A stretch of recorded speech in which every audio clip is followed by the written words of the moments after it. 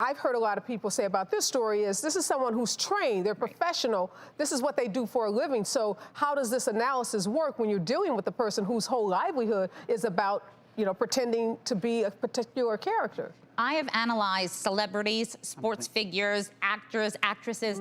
They all naturally lie when they're lying. So the body doesn't deceive. The body comes out, right?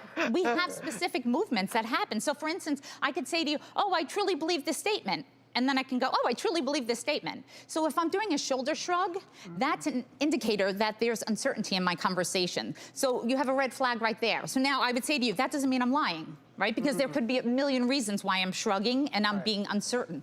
But if you cluster several signals together, that's when you start to recognize that they're either A, filled with anxiety, which is always possible, or B, they're being deceptive. Okay, let's take a look at our next clip from the interview with Jussie, where he talks about his attackers. I don't have any doubt in my mind that that's them. Never did.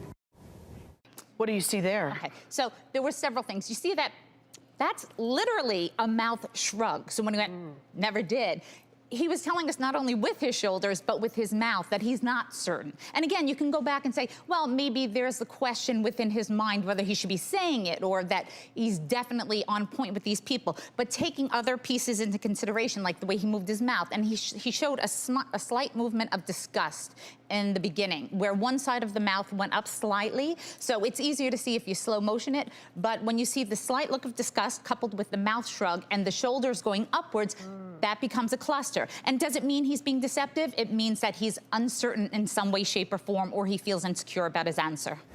If the attackers are never found, how will you be able to heal?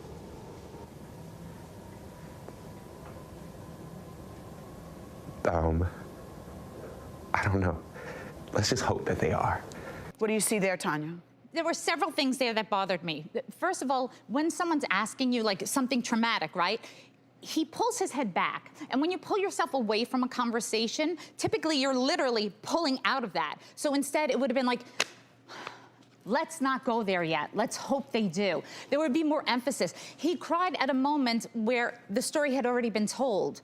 I'm sure that when someone is telling you about the most traumatic point of a story, that's typically where they emote. So when he was describing what happened to him, which happened to be the shortest part of that interview, but when you're describing something that happened to you emotionally and you're reliving it, that's when you really start to feel something. At the end, once the story has already been told, there's a sense of relief. So the smile at the end made sense to me because maybe that was relief, but the crying didn't make sense to me. Did you come to some conclusion, Tonya, or do you have any comment about the theme that you saw throughout the interview? He, in my opinion, might have suffered through something. I don't think he suffered through the story he gave us. So there were too many red flags for me to think that this story was 100% accurate. Again, does that mean he was 100% deceptive? No. It just means to me that there were some questionable moments that I think need to be revisited. I just want to say in closing that I've known Jussie since he was a little boy. I've known his family very well. When this story came out, I was absolutely shocked, saddened, horrified by it. What I do hope that when all the evidence and everything does come out, that we get closure on this. I want to support him. I absolutely adore him. I've never known him to be a deceptive person, so my prayers are with his family, but more than anything else, I just want the truth to come out to what really did happen and why it happened. Thank you so much, Tonya, for your insights. We appreciate that.